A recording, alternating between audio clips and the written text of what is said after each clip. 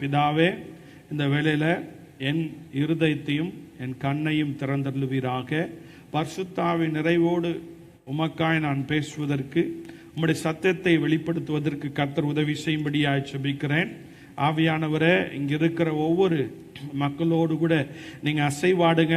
இந்த தேவ வார்த்தைகள் அவர்களுக்குள்ளாக உள்ளும் புறமும் சென்று மேய்ச்சலை, செழிப்பை இருதயத்தில் கொடுக்க கர்த்தர் உதவி செய்யும்படியாய் ஜெபிக்கிறோம். இயேசுவின் நாமத்தினால் பிதாவே, ஆமென். அப்படியே உட்காருவோம். இந்த நாளில் நாம் தியானிக்கும்படியாக எடுத்துக்கொண்ட வேத பகுதி எபேசியர் எழுதின புஸ்தகம் 2ஆம் அதிகாரம் 1-10 வரைக்கும் நம்ம வாசிக்க போகிறோம். ஸோ நம்ம வழக்கமாக செய்கிறது போல் எல்லாரும் எழுந்து நிற்போம். தேவனுடைய வார்த்தையை கனப்படுத்தும் விதத்தில் சேர்ந்து வாசிப்போம். பைபிள் இருக்கவங்க பைபிளை கையில் தூக்கி பிடிங்க, நல்லா ஹைட்டாக பிடிங்க பார்க்கலாம். யார் கையிலாம் பைபிள் இருக்கு பார்ப்போம், தூக்குங்க. ஏன் நின்று பிடிங்க. கர்த்தர் நல்லவர். தேவனுடைய வார்த்தை நம்ம சுமக்குது, தேவனுடைய வார்த்தை நம்ம வாழ வைக்குது. நோ மேஜிக், பக்கத்தில் நோ மேஜிக். எபேசியர் எழுதின புஸ்தகம் ரொம்ப இந்த 2ஆம் அதிகாரம் தேவையான அவசியமான ஒரு சத்தியமாக இருக்கிறது. கிறிஸ்தவர்களுக்கு ஒரு அஸ்திபாரமான, தெரிந்து கொள்ளக்கூடிய, அறிந்து கொள்ளக்கூடிய ஒரு காரியம். எது உங்களுக்கு அதிகமாக பைபிளில் தெரியுதோ தெரியலையோ, இந்த எபேசியர் புஸ்தகம் 2ஆம் அதிகாரம், விசேஷமாக 2ஆம் அதிகாரம் 8ஆம் வசனம் எல்லா கிறிஸ்தவர்களுக்கும் தெரியணும். எல்லா கிறிஸ்தவர்களுக்கும் தெரியலனா அவங்க கிறிஸ்தவர்களே அல்ல. எப்படி? ஏன்னா பைபிள் முழுவதும் தேவனுடைய வார்த்தை. பட் ஆனால் சில வார்த்தைகள் அஸ்திபாரமாக இருக்கு. அப்போ அந்த அஸ்திபாரமான வார்த்தையில் ஒன்று தான் இந்த எபேசியர் புஸ்தகம் 2ஆம் அதிகாரம் 8ஆம் வசனம். இப்படியாக சொல்லுகிறது, கிருபையினாலே விசுவாசத்தை கொண்டு ரட்சிக்கப்பட்டீர்கள். இது உங்களால் உண்டானதல்ல, இது தேவனுடைய ஈவு என்று சொல்லி இந்த 8வது வசனம் நமக்கு சொல்லிக் கொடுக்கிறதை நாம் பார்க்கிறோம். 1-3ஆம் வசனம் வரைக்கும் நம்ம பார்த்தோம் அப்படின்னு சொன்னா, சேவ் ஃப்ரம் வாட், எதிலிருந்து நாம் மீட்கப்பட்டிருக்கிறோம், எதிலிருந்து நாம் மீட்கப்பட்டிருக்கிறோம். அதுக்கப்புறமா 4ஆம் வசனத்திலிருந்து 6ஆம் வசனம் வரைக்கும் எதினால் நாம் மீட்கப்பட்டிருக்கிறோம். Saved by what? What we are saved by. What we are saved from. மூணாவது 8ஆம் வசனத்திலிருந்து 10ஆம் வசனம் வரைக்கும் நம்ம வாசிக்கும் போது எதற்காக மீட்கப்பட்டிருக்கிறோம், எதிலிருந்து நாம் மீட்கப்பட்டிருக்கிறோம், எதனால் நாம் மீட்கப்பட்டிருக்கிறோம், நாம் எதற்காக மீட்கப்பட்டிருக்கிறோம். ஸோ இந்த 10 வசனங்கள்ல பிரதானமாய் நான் தியானித்த போது கர்த்தர் என்னோடு கூட இடைப்பட்ட காரியம், கிறிஸ்து இயேசுவோடு கூட நான் உயிர் பெற்றிருக்கிறேன். கிறிஸ்து இயேசுவோடு கூட நான் உயிர் பெற்றிருக்கிறேன். அந்த வார்த்தை எனக்கு ஜீவனை தந்தது. ஆமென், அல்லேலூயா. இதுக்கெல்லாம் நீங்க ஆமென் அல்லேலூயா சொல்லி என்ன பண்ணோம், கிளாப் பண்ணோம். நிறைய நேரத்தில் நமக்கு தெரியாது, எதுக்கு கொண்டாடணும் நமக்கு தெரியாது. சுகவேனமா இருந்தேன், கர்த்தர் எனக்கு சுகத்தை கொடுத்தாரு, சந்தோஷம். திருப்பி சுகவேனம் வரும். ஆமென். ஆண்டவர் எனக்கு வேலையை கொடுத்தாரு, இப்போ எனக்கு வேலை இல்லை, இப்போ கொடுத்தாருன்னா அப்புறம் வேலையை எடுப்பார். ஆமென். இதெல்லாம் வரும் போவோம். பாக்கெட்டில் பணம் வரும் போவோம். இன்னைக்கு கணவன் மனைவிமா அப்படியே சிரிச்சுக்கிட்டு அப்படியே ரொம்ப சந்தோஷமா கையை அப்படியே கோத்துக்கிட்டு அப்படியே நடந்தா எப்போ என்ன நடக்குன்னு தெரியாது. இங்கேருந்து வெளில போகும்போது மனைவி ஒரு பக்கம் போவாங்க, கணவன் ஒரு பக்கம் போவோம். ஒரு மனம் வரும் போவோம், பணம் வரும், பணம் வரும். இருக்கா பாக்கெட்லையே? பாக்கெட்டில் 1ஆம் தேதி வந்தோடனே எல்லா பல்லும் யார் உங்கள் பேரனோ உங்கள் பையனோ ஏதோ கையில் காசு கொடுத்த உடனே சந்தோஷம். ஆமென். ஸோ இவைகளெல்லாம் நிரந்தரம் அல்ல. பகல் சொல்ல, இவைகளெல்லாம் இந்த பூமிக்குரிய பலன் சுகம் எல்லாம் நிரந்தரம் அல்ல. பட் ஆனால் நிரந்தரமான தெரியுமா, என் தேவன் அவரோடு கூட என்னை உயிரோடு எழுப்பியிருக்கிறார். அல்லேலூயா. செத்து போயிருந்தேன், ஜீவனற்ற இருந்தேன், உணர்வற்று இருந்தேன், கர்த்தர் என்னை உயிரோடு எழுப்பி வச்சிருக்கிறார். ஆமென். அல்லேலூயா. பக்கத்தில் தட்டி சொல்லுங்க, ஜீவன் இருக்கா? இருக்கா? போச்சா? போச்சா? ஆமென். அல்லேலூயா. நிறைய இன்னைக்கு கிறிஸ்தவங்க தான் சர்ச்சுக்கு வந்தாதான் செத்து போன முகம். ஆமென். ஐயோ அப்பா அம்மா கூட்டு வந்துட்டாங்களே, ஐயோ என் மனைவி கூட்டு வந்து உட்கார வச்சிருக்காளே. ஆமென். கொண்டாடுங்க. நீங்க இருக்கிற இடம், நீங்க வந்திருக்கிற இடம், கர்த்தர் உங்களை உயிர்ப்பித்து எழ செய்திருக்கிறார். அல்லேலூயா. இந்த வசனங்கள் நாம் வாசிக்கும் போது அப்படிதான் சொல்றார். நம்ம இந்த வசனத்தை எப்படி வாசிக்க போறோம்னா, எபேசியர் புஸ்தகம் இந்த 2ஆம் அதிகாரத்தில் நான் ஒரு மாதிரி உங்களுக்கு காட்டுறேன். அக்கிரமங்களினாலும் பாவங்களினாலும் மரித்தவர்களா இருந்த என்னை உயிர்ப்பித்தார். ஆமென். அல்லேலூயா. ஸோ பாயிண்ட் என்ன அப்படின்னு சொன்னா, நான் இயேசு கிறிஸ்துவை ஏற்றுக்கொள்வதற்கு முன்பாக நான் மரித்திருந்தேன். ஆமென். நான் ஜீவனற்றிருந்தேன், சொரணை இல்லாம இருந்தேன். எப்படி? மரிச்ச சரீரத்துக்கு சொரணை இருக்குமா? இருக்கவே இருக்காது. அப்படிப்பட்ட ஒரு வாழ்க்கை வாழ்ந்து கொண்டிருந்தேன். எதனால நான் மரிச்சேன்னா, எனக்குள்ள அக்கிரமமும் பாவமும் இருந்ததினால பாவத்தின் சம்பளம் மரணம். பாவத்தின் சம்பளம் மரணம். என் எதிர்காலம், நான் வாழ்ந்த நாட்கள், என்னுடைய எதிர்காலம் நம்பிக்கையற்ற எதிர்காலம். நான் வாழ்கிற வாழ்க்கையில நம்பிக்கை இல்லை. ஒரு செத்து போன வாழ்க்கை. நான் எதுக்காக திருமணம் பண்ணியிருக்கேன்? நான் எதற்காக பிள்ளைகளை பெற்றெடுத்திருக்கேன்? நான் எதுக்காக சம்பாதிக்கிறேன்? நான் எதுக்காக ஓடுறேன்? நான் எதுக்காக எல்லார் மத்தியில் உயர்ந்திருக்குன்னு நினைக்கிறேன்? இவைகள் எல்லாம் கடைசியில் அவன் யோசிச்சு பார்க்கும்போது ஒரு செத்த வாழ்க்கை. பணம் இருக்கும்போது சந்தோஷம், பிள்ளைகளோடு இருக்கும்போது சந்தோஷம், அவன் கேட்டது கிடைக்கும் போது அவனுக்குள்ள சந்தோஷம். ஆனா அவன் தனியா போய் உட்காரும் போது, அந்த குடும்பம் தனியா போய் இருக்கும் போது அவனுக்குள் துக்கம், அவனுக்குள் வேதனை, அவன் பாவத்தை குறித்த வேதனை. அநேகரை ஏமாற்றி நான் சம்பாதித்தேன், பொய் சொல்லி சம்பாதித்தேன், பலவிதமான பாவ காரியங்கள் மூலமாக இந்த பணத்தை நான் சம்பாதித்தேன் என்று சொல்லி தேவன் இங்க பாருங்க, ஒவ்வொரு மனுஷனை படிக்கும் போது அவருடைய சாயல் படை படைச்சிருக்கனால, அவனுக்குள்ளாக மனசாட்சியை வைத்திருக்கிறதுனால அவன் எங்கேயும் ஓடி ஒளிய முடியாது.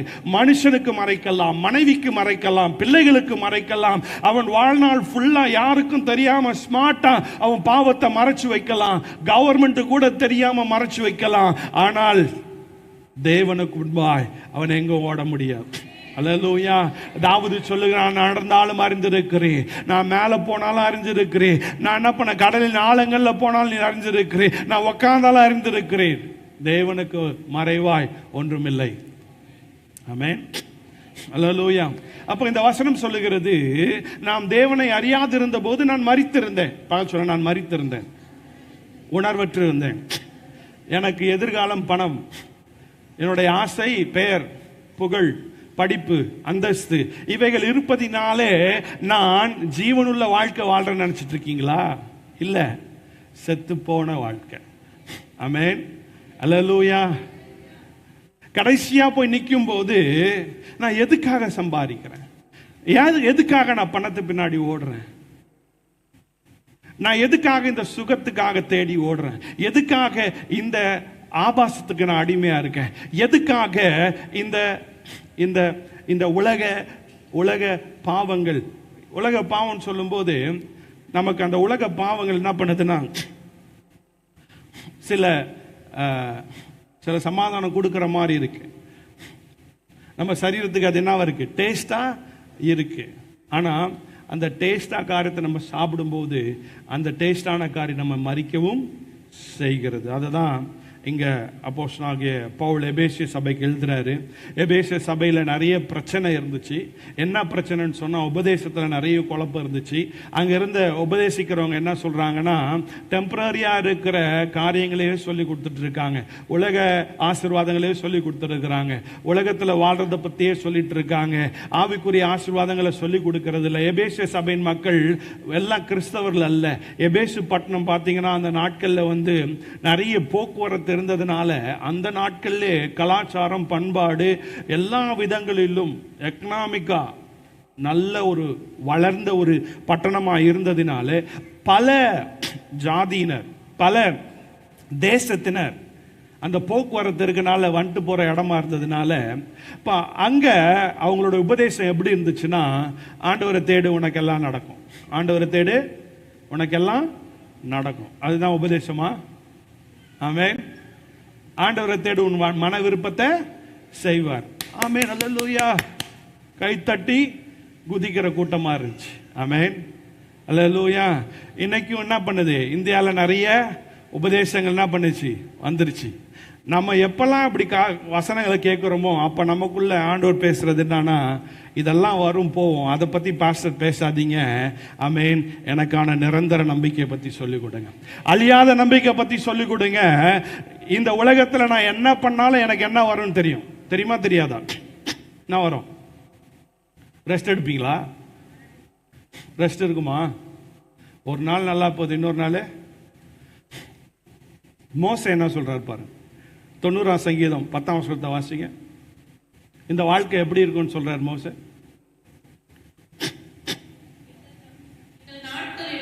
எங்கள் நாட்கள் எல்லாம் எங்கள் நாட்கள் எல்லாம் யாரெல்லாம் கோபமா இருக்கிறீங்க? பரிசுத்தவான்களே, பரிசுத்த பிள்ளைகளே, ரத்தத்தாள்க, எங்கள் நாட்கள் எல்லாம் உமது கோபத்தால் போய்விட்டது. ஒரு கதையை போல எங்கள் வருஷங்களை என்ன பண்ணோம்? கழித்து போட்டோம். எங்கள் ஆயுசு நாட்கள் 70 வருஷம். யாரெல்லாம் 70 வயசு கை தூக்குங்க. 65 வயசு கை தூக்குங்க, சும்மா தூக்குங்க. 65 வயசு, 70 வயசு. ஆமா, மோசே சொல்றாரு, எங்கள் ஆயுசு நாட்கள் 70 வருஷம். பலத்தின் மிகுதியால். என்ன பாஸ்டர் நாங்கள் 65 வயசு ஆயிடுச்சு, 70 வயசு ஆயிடுச்சு, போகிறோம் அப்படின்னு சொல்றாரு, நினைக்கிறீங்களா? ஆமென். அல்லேலூயா. ஆசீர்வாதமான காரியத்தை சொல்றேன். அவர் சொல்றாரு 70 வயசு, எங்களுக்கு பலத்தின் மிகுதியால் 80 வயசு. 70 வயசு வாழ்ந்தோம், 80 வயசு வாழ்ந்து அதனுடைய மேன்மை என்ன சிஸ்டர்? அதனுடைய மேன்மை வருத்தமும் சஞ்சலமே. ஆமென். அல்லேலூயா. பைபிள் இதெல்லாம் வாசிக்காதீங்க, பைபிள்ல இதெல்லாம் வாசிக்காதீங்க. அல்லேலூயா. சொல்றாரு அதன் மேன்மையானது. ஏன்னா இந்த பூமி உனக்குரியதல்ல, இந்த பூமி உனக்குரியது அல்ல. நமக்குள்ள பாவம் இருக்கிறதுனால பாவம் கேட்டதான் உண்டாக்கும், மரணத்தான் உண்டாக்கும். அப்ப எதுக்காக பாஸ்டர் நாங்க வாழணும்? எப்படி? அப்போ எதுக்காக வாழணும்? நீ இந்த பூமியில வாழும்போது படைத்தவருக்கு மகிமைக்காக வாழணும். ஆமென். இந்த பூமியில வாழும்போது உருவாக்கினவருக்கு மகிமைக்காக வாழ்வதற்கு கர்த்தர் அழைச்சிருக்கிறார். ஆமென். அதனால் நான் மரித்திருந்தேன், நான் அக்கிரமத்தில் இருந்தேன், நான் பாவத்தில் இருந்தேன், தேவன் என்னை உயிர்ப்பித்தார். ஆமென். இதுதான் நான் இயேசு இல்லாத இருந்தபோது வாழ்கிற வாழ்க்கையா இருக்கு. 2வது வாசிங்க, எபேசியர் புத்தகம் 2ஆம் அதிகாரத்தில் அவைகளில், அவைகளில்னா எவைகளில்? பாவங்களில், அக்கிரமத்தில். பாவம், அக்கிரமத்தில். பாவம் பல விதங்கள்ல இருக்கு, நம்ம சொல்லிட்டே போக முடியாது. உங்களுக்கு எல்லாருக்கும் தெரியும், அக்கிரமத்திலும் பாவங்களிலே முற்காலங்களிலே, அதாவது உங்களுக்கு பழக்க வழக்கமே என்னன்னா பாவம் செய்யறது தான் பழக்க வழக்கம். எப்படி? காலைல எழுந்துச்சு நமக்கு சில பழக்க வழக்கம் இருக்கு. சரி, இதெல்லாம் பழக்க வழக்கம் வச்சிருக்குதுங்க.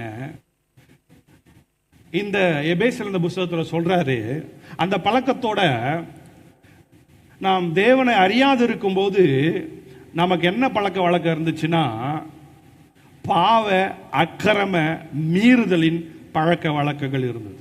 ஆமென். நான் சொல்ல வசனம் சொல்லுது. நாம் இயேசுவை ஏற்றுக்கொள்வதற்கு முன்பதாக நாம் அக்கிரமங்களிலும் பாவங்களிலும் மரித்திருந்தோம், ஆனால் தேவன் நம்மளை உயிர்ப்பித்தார். அவைகளில் கொஞ்சம் கவனிங்க, எவைகளில்? இந்த அக்கிரமத்திலும் பாவத்திலும் நான் என்ன பண்றேன், முற்காலத்தில் உலக வழக்கத்துக்கு ஏற்றபடி, வழக்கம்னா நான் என்ன சொல்றேன், இந்த உலகத்தில் சொல்லிக் கொடுத்த உலகம் என்ன சொல்லிக் கொடுக்கும், பைபிள்ல 1 யோவான் சுவிசேஷத்தில் வாசிக்கிறோம். நான் அவர் சொல்றாரு, இந்த உலகத்தில் உள்ளவையில் நான் பகைக்கிறேன், இந்த உலகம் எனக்கு எதிரி. ஆமென். உலகத்தை நேசிக்கிறவன் என்னை நேசிக்க மாட்டான். ஆமென். அல்லேலூயா. நான் பாஸ்டர், பைபிள் சொல்லுது, நான் சொல்லி கொடுக்கிறேன். உலகத்தை நேசிக்கிறவனால் தேவனை நேசிக்க முடியாது. ஆமென். அல்லேலூயா. சரி, கொஞ்சம் வேகமா போவோம். அப்ப அப்படிப்பட்ட பழக்கத்தில் இருந்தோம், பாவ பழக்கத்தில் இருந்தோம். அதுக்கு சொல்லவே வேணாம். இப்போ உங்க பிள்ளைங்கெல்லாம் சொல் பேச்சு கேட்கிற பிள்ளைங்க, நீங்க சொல் பேச்சு கேட்கிற பிள்ளைங்களை வளர்த்துருக்கீங்களா? யாரெல்லாம் சொல் பேச்சு கேட்கிற பிள்ளைங்களை வளர்த்துக்க? கை தூங்க பார்க்கலாம். சரி, உங்க பெற்றோருக்கு நீங்க கீழ்ப்படிஞ்சீங்களா? கை தூக்குனீங்களா? எல்லாம் கை கீழ்ப்படிஞ்சீங்களா? பரவாயில்லையே, ரொம்ப தைரியமா தூக்குறீங்களே. வெறும் கீழ்ப்படியா தான் செஞ்சீங்க, கீழ்ப்படியாம எப்பயுமே இருந்ததே இல்லை. ஒரு தடவை கூட சொன்னதை அப்படியே தட்டாம அந்த கோர்ட்ல நடந்துச்சு. ஆமா, உதைக்கிறாங்கன்றதுக்காக கீழ்ப்படிஞ்சாங்க. ஆமா, அப்ப அது கீழ்ப்படிதல் இல்லை. உதைக்கிறாங்கன்றதுக்காக கீழ்ப்படிஞ்சா அது அன்புக்கா. ஸோ என்னன்னா, பைபிள் என்ன சொல்லுதுன்னா, பழைய வாழ்க்கை கீழ்ப்படியாத வாழ்க்கை. ஆமென். அல்லேலூயா. பழைய வாழ்க்கை கீழ்ப்படியாத வாழ்க்கை. அதுக்கப்புறம் அடுத்து வாசிங்க. இப்பொழுது கிரியை செய்கிற ஆகாயத்து அதிகார பிரபுவாகிய, இது கூட நடக்கலையா? நம்ம பழைய வாழ்க்கை எப்படின்னா, நம்ம யாருக்கு பிரபுவா இருந்தோம்? நமக்கு யாரு? சாத்தான் ராஜா. நம்ம வாழ்க்கை, நமக்கு ராஜா யாரா இருந்தானா சாத்தான். அவனோடு கூட ஒரு என்ன பண்ண, ஒரு குட்டி சாத்தானுடைய வேலை இருந்தது. நம்ம வாழ்க்கை அப்படிதான் இருந்தது. அப்புறம் வாசிங்க சிஸ்டர். அவர்களுக்குள்ள நாம் எல்லாரும் எப்படி நடந்து? முற்காலத்தில் மாம்ச இச்சையின்படியே நடந்து. நான் பைபிள் இருக்கிறத அப்படியே உங்களுக்கு சொல்லிட்டு இருக்கேன். மாம்ச இச்சையின்படியே நடந்து. ஆவியின்படி நடக்க தெரியாது. ஆவியின்படி நடக்க தெரியாது. மாம்சம் என்ன இச்சிக்குதோ. இச்சனா என்ன? பேராசை. இச்சனா என்ன? பேராசை. இச்சனா என்ன? மோகம். எனக்கு வேணும்னா வேணும், இல்லைன்னா என்னால வாழ முடியாது அப்படின்ற அந்த மோகத்தில் இருந்தோம். நம்முடைய மாம்சமும் மனசும் விரும்பினவைகளை செய்து சுபாவத்தினாலே மற்றவர்களை போல. இப்போ இந்த பாவங்கள்லாம் நமக்குள்ள லிஸ்டா இருந்ததுனால நமக்கு நல்ல எதிர்காலம் இல்லை. நமக்கு எப்படிப்பட்ட எதிர்காலம் இருந்துச்சுன்னா, கோப ஆக்கினையின் பிள்ளைகளை கர்த்தர். பழைய ஏற்பாட்டில் நம்ம பல இடங்களில் வாசிக்கிறோம். வெளிப்படுத்தல நியாயத்தீர்ப்பினால தேவனுடைய கோபாக்கினை வரும் சொன்னாங்க. அப்போ அந்த கோபாக்கினை என்னன்னா, அப்படி தேவனை அறியாம பாவத்தில் தொடர்ந்து வாழ்கிற, சாத்தானோடு கூட இணைந்து வாழ்கிற, சாத்தானுடைய குணாசத்தில் பாவ கிரியைக்கு ஒத்து போயிருக்கிற, பாவ பழக்க வழக்கங்களை தொடர்ந்து வாழ்ந்து கொண்டிருந்த நமக்கு நல்ல எதிர்காலம் இல்லை. நமக்கு நியாய தீர்ப்பு வரும்போது கோபாக்கினை, தேவனுடைய கோபாக்கினை. பைபிள் சொல்லுது, நரகத்திலே அக்கினியும் கந்தகமான கோபாக்கினை தொடர்ந்து தேவனை அறிந்தும் தேவனுடைய வார்த்தை கேட்டும் புறக்கணிக்கிற பிள்ளைகளுக்கு நியாய தீர்ப்பில் வரும். அந்த கோபாக்கினையை பற்றி அவர் சொல்றார். முதல் 3 வசனத்துல எதிலிருந்து நம்மை மீட்டு கொண்டார், எதிலிருந்து தேவன் நம்மை ரட்சித்தார்? பாவத்திலிருந்து, மரணத்திலிருந்து, சாத்தானின் பிடியிலிருந்து. சாத்தானின் பாதையில் போயிட்டு இருந்தோம், கோப ஆக்கினைக்குள்ளாய் போயிட்டு இருந்தோம். கர்த்தரை விடுதலாக்கினோம். ஒரு அல்லேலூயா சொல்லுவோமா? ஆமென். இப்ப 2வது பாகம் ரொம்ப முக்கியமான பாகம். 2வது பாகம் ரொம்ப முக்கியமான பாகம். 4ஆம் வசனத்திலிருந்து வாசிங்க சிஸ்டர். தேவனோ, எல்லாரும் சொல்லுங்க, தேவனோ. சத்தமா தான் சொல்லுங்களேன். ஜீவனே இல்லாத இருக்கிறோம். தேவனோ. ஆமா, தேவனோ. ஆமென். அவர் சொல்றார், தேவனோ இரக்கத்தில் ஐஸ்வர்யம் உள்ளவராய். ஆமென், அல்லேலூயா. அந்த இரக்கத்தில் ஐஸ்வர்யம் எப்படி வந்துச்சுன்னா, அந்த அந்த இரண்டாவது பகுதியில் இருக்கு. எப்படி வந்துச்சு? அவருடைய அன்பு, அவர் என்னை அன்பு செய்ததினாலே அவர் இரக்கத்தில் ஐஸ்வர்யம் உள்ள தேவனாயிருக்கிறார். ஆமென். எவ்வளவு அழகா சொல்றார் பார் பவுல். அவர் நம்மை அளவற்று நேசித்ததினால். அவர் ஏன் நம்மளை நேசிக்கணும்? பைபிள் சொல்லுது, இந்த தேவன் உங்களை என்னையும் அவருடைய சாயலின்படி படைத்திருக்கிறார். அல்லேலூயா. அப்போ நமக்கு அவருக்கு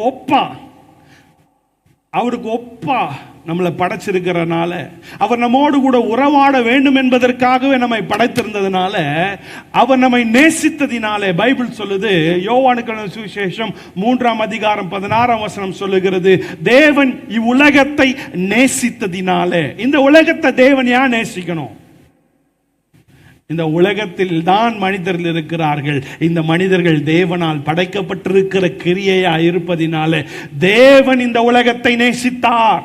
ஆமென், அல்லேலூயா. இந்த உலகத்தில் இருக்கிற எல்லா மனிதரையும் தேவன் நேசிக்கிறார்.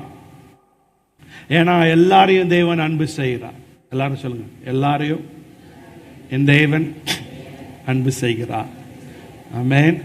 அவருடைய அன்பு விலையேற பெற்றதா இருப்பதினால அவர் இரக்கத்தை கொடுத்தார் என்று சொல்ல. அப்போ முதல்ல நம்ம தெரிந்து கொள்ள வேண்டியது, எப்படி நாம் ரட்சிக்கப்பட்டோம் என்று சொன்னால், அவருடைய இரக்கத்தினால் ரட்சிக்கப்பட்டிருக்கிறோம். ஆமென்.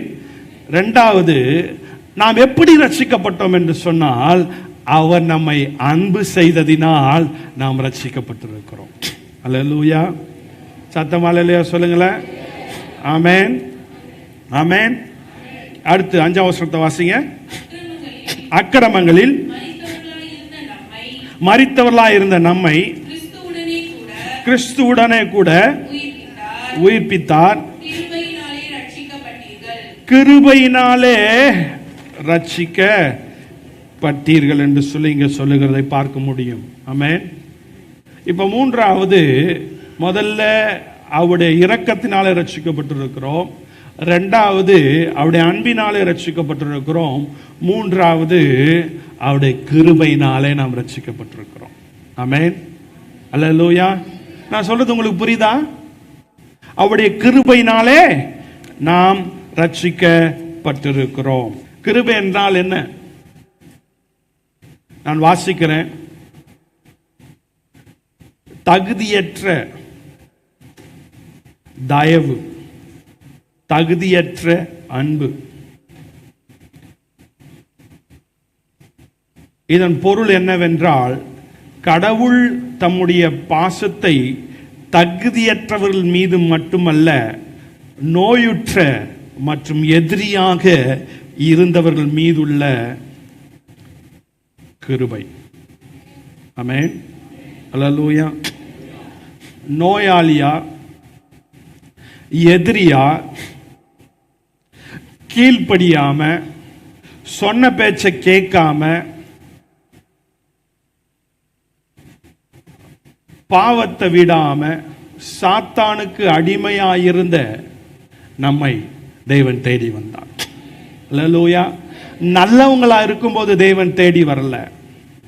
நாம் நல்லது செய்ததினால தேவன் நம்ம தேடி வரல. அப்ப அந்த நல்லது செய்யும் போது தேவன் தேடி வந்து உன்னை என்னுடைய பிள்ளையாய் மாத்திரன்னு சொல்லும் போது, அப்ப அது எனக்கு தகுதி இருக்கு, அதனால தேவன் என்னை தகுதிப்படுத்தினார் சொல்வது கிருபை அல்ல. தகுதி இல்ல, அருகதை இல்ல. அந்த உதவியை பெற்றுக்கொள்வதற்கான, கொஞ்சம் அந்த உதவியை, அந்த ஆசீர்வாதத்தை பெற்றுக்கொள்வதற்கான, அவர் கொடுக்கிற அந்த நன்கொடையை பெற்றுக்கொள்வதற்கான, கொஞ்சம் கவனிங்க, அவர் இந்த ஆசீர்வாதத்தை கொடுப்பதற்கான அந்த தகுதியை பெற்றுக்கொள்வதற்கான தகுதியே எனக்கு இல்லை.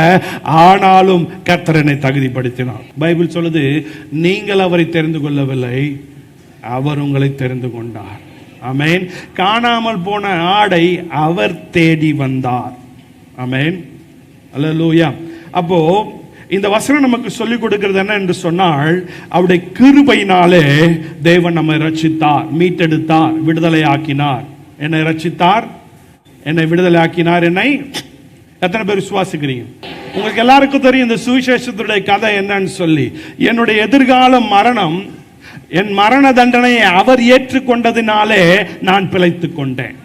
நான் தண்டனைக்கு பாத்திரர், என் தண்டனையை அவர் ஏற்றுக்கொண்டதினாலே நான் இப்போது விடுதலையா சுத்தி கொண்டிருக்கிறேன், நான் விடுதலையா நடந்து கொண்டிருக்கிறேன். என் பாவத்திற்கான தண்டனை நீதி செய்யப்பட்டது, நியாயம் செய்யப்பட்டது. ஆனாலும் அந்த நீதியின் தேவன் எனக்காய் பாவமானார். பாவம் அறியாத அவரை தேவன் எனக்காய் பாவமாக்கினார். அல்லேலூயா. நான் சொல்றது உங்களுக்கு புரியுதா? நான் சொல்ற அர்த்தம் உங்களுக்கு புரியுதா? இப்ப இப்படிப்பட்ட ஒரு தகுதி, இப்படிப்பட்ட ஒரு வாழ்க்கை வாழ்வதற்கு எனக்கு தகுதி இல்லை. கொஞ்சம் கவனிங்க. உண்மையான கிறிஸ்தவர்கள், உண்மையாய் தேவனை பின்பற்றுகிற தேவ பிள்ளைகள் இந்த நிலைமையில நான் வாழ்வதற்கு காரணம் நான் அல்ல, என் குடும்பம் அல்ல, என் கோத்திரம் அல்ல, என் பேக்ரவுண்ட் அல்ல, என்னுடைய தேவன் எனக்கு பாராட்டின கிருபை. ஆமென். அது உங்களுக்கு புரியலனா சுவிசேஷமே புரியலன்னு அர்த்தம். ஆமென். அல்லேலூயா. இப்போ நான் கிரியையினாலே, அடுத்து 8வது வசனத்துல நம்ம வாசிக்கிறோம். வாசிங்க. கிருபையினாலே விசுவாசத்தை கொண்டு ரட்சிக்கப்பட்டீர்கள். இது உங்களால் உண்டானதல்ல. இது உங்களால், கொஞ்சம் கவனிங்க. இப்போ கிருபையினாலே ரட்சிக்கப்பட்டீர்கள் சொல்லி பவுல் முடிச்சிருக்கலாம். அதிலே தேவையான வார்த்தை கிருபைனா உங்களுக்கு ஏற்கனவே நான் விளக்கி சொல்லிட்டேன், நான் திருப்பி போய் விளக்கணும்னு அவசியம் இல்லை. அதிலே பவுல் சொல்லி முடிச்சிருக்கலாம். ஆனாலும் நீங்களும் நானும் சாதாரண ஆட்கள் அல்ல. நீங்களும் நானும் சாதாரண, நமக்குள்ள பெருமை அதிகமா இருக்கிறதுனால நீ ஃப்ரீயா கொடுக்காது, நீ எனக்கு கொடுக்கறதுக்குன்னா அதை எனக்கும் வாங்கிக்க தெரியும். எப்படி? நீ ஃப்ரீயா கொடுத்தா அதை எனக்கு வாங்கறதுக்கு எனக்கு வாங்கிக்க தெரியும் அப்படின்ற நிறைய ஆட்கள் நம்ம இருக்கோம். ஆமென். அல்லேலூயா. அப்போ நம்ம இன்னும் எக்ஸ்ட்ராலாம் திங்ஸ் எல்லாம் ஆட் பண்ண முடியாது. அதனால வெறும் கிருபையினாலே நீங்கள் ரட்சிக்கப்பட்டீர்கள் என்று சொல்லியிருக்கலாம் பவுல். ஆனா அவர் சொல்றாரு கிருபையினாலே விசுவாசத்தை கொண்டு ரட்சிக்கப்பட்டீர்கள். அந்த விசுவாசன்றதை நான் 2வது திருப்பி பாகத்துல உங்களுக்கு சொல்றேன். திருப்பி அதை என்ன சொல்ற, இது உங்களால் உண்டானது அல்ல. திருப்பி என்ன பண்றாரு, கிருபையை ரெஃபர் பண்றாரு. எப்படி? பலவிதமான எக்ஸ்பிளனேஷன் இருக்கு இதுக்கு. அதனாலதான் திருப்பி பைபிளே வசனமே உங்களுக்கு பதில் சொல்லட்டும். கிருபையினாலதான் ரட்சிக்கப்பட்டீர்கள், இது உங்களால் வந்ததல்ல. சொல்லுங்க. இந்த ரட்சிப்பு எங்க அப்பா பாஸ்டரா இருந்தனால எனக்கு வரல. ஆமென். அல்லேலூயா. சத்தமா அல்லேலூயா சொல்லுங்களேன். எங்க அம்மா ஒழுங்கு பிள்ளையா இருந்தனால வரல. நீங்க உங்க கோத்திரமா எல்லாருக்கும் ஹெல்ப் பண்ணி உதவி செஞ்சனால இந்த ரட்சிப்பு வரல. இந்த ரட்சிப்பு தேவன் இலவசமாய் அவருடைய கிருபையினாலே எனக்கு கொடுத்திருக்கிறார். ஆமென். அல்லேலூயா. அவர் சொல்றாரு இது உங்களால் உண்டானதல்ல, இது தேவனுடைய ஈவு. சரி, திருப்பி என்ன சொல்ல வராரு? 3வது தடவை என்ன சொல்ல வராரு?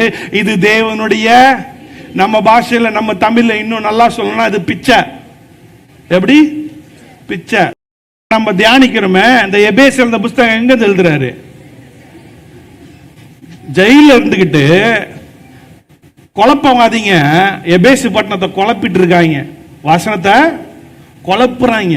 என்னன்னா நீ ஆண்டவருக்காக நிறைய பண்ணு, உன்னை பெரிய லெவல்ல உயர்த்துவாருன்னு பெரிய லெவல்ல என்ன பண்றான், பெரிய பிரசங்கம் பண்ணிட்டு இருக்கான். அப்போ சிறைச்சாலையில இருந்து எபேசு பட்டணத்துக்கு எழுதுறாரு, நான் வந்திருக்கும் போது உங்களுக்கு போதிச்சேன், அதுதான் சுவிசேஷம், நிறைய கள்ள போதனைகள் வருது, இதுதான் உபதேசம்ன்றதை எழுதுறாரு. எதனால் ரட்சிக்கப்பட்டோம்?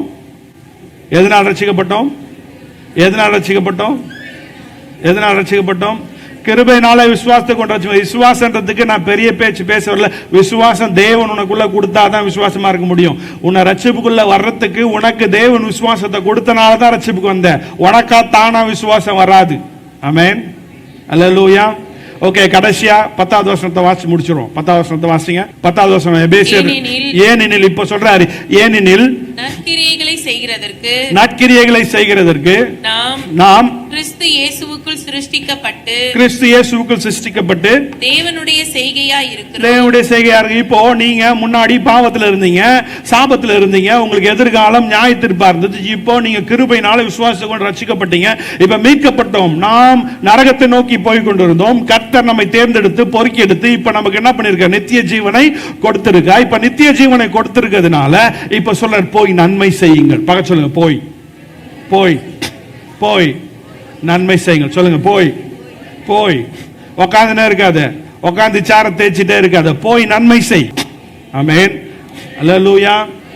கணவன் மனைவிக்கு நன்மை செய்யுங்கள், மனைவி கணவுக்கு நன்மை செய்யுங்கள், பெற்றோர்கள் பிள்ளைக்கு நன்மை செய்யுங்கள், பிள்ளைகள் பெற்றோருக்கு நன்மை செய்யுங்கள். குடும்பமாய் உங்களால் முடிஞ்ச நன்மைகளை கர்த்தர் நல்லவர் என்பதை மற்றவங்களுக்கு சொல்லுங்க. கர்த்தர் ஒரு ஜப வாக்கு போங்க, ஆண்டவரை பத்தி சொல்லுங்க, சபைக்கு வந்து உதவியா இருங்க. இன்னும் இந்த சபையின் குடும்பத்தை கட்டுவதற்கு என்ன பண்ணுங்க, கூட நில்லுங்க. சாப்பிடுறதும் உடுத்துறதும் நம்ம கட்டுற வீடு நம்ம போற எல்லாம் ஒரு நாள் அழிந்து போகும். ஆனால் ஆண்டவருக்காக செய்யற, ஆண்டவருக்காக நம்ம கொடுக்கிற, ஆண்டவருக்காக டைம் ஸ்பெண்ட் பண்ற எதுவுமே அழிந்து போகாது. ஆமென். நீங்க பண்ண எல்லா டிபாசிட்டுக்கும் முடிவு இருக்கு. ஆனா நான் தேவனிடத்தில் தேவனுக்காய் செய்கிற எல்லாத்துக்கும் அவர் சேர்த்து கணக்கு கொடுக்கிற தேவனா இருக்கிறார். ஆமென், அல்லேலூயா. நீ எல்லாரும் பார்க்கிற மாதிரி செஞ்சதை ஒண்டிதான் மனுஷன் பார்க்கிறான். நீ பார்க்காம ஆண்டவருக்கு செஞ்சதை கூட ஆண்டவர் என்ன பண்றாரு, கணக்கில் வச்சிருக்காரு. ஏன்னா ஆண்டவருக்கு மறைவா எதுவுமே இல்லை. இந்த திருவிருந்துக்கு போறதுக்கு முன்னாடி, ஆண்டவரே எனக்கு கொடுத்த வரங்களை நான் வேஸ்ட் ஆக்கிட்டு இருக்கேன், என்ன நீங்க ரட்சித்து என்னை வாழ வச்சிருக்கீங்க. நான் ஒரு பைத்தியமா சுத்திட்டு இருந்திருப்பேன், நான் பாவ சேற்றிலேயே மூழ்கி இருப்பேன், நான் அதுல இருந்து வெளியே வர்றதுக்கு வாய்ப்பே இல்லைன்னு நினைச்சிருப்பேன். எனக்கு ஒரு நல்ல எதிர்காலத்தை கொடுத்தீங்க.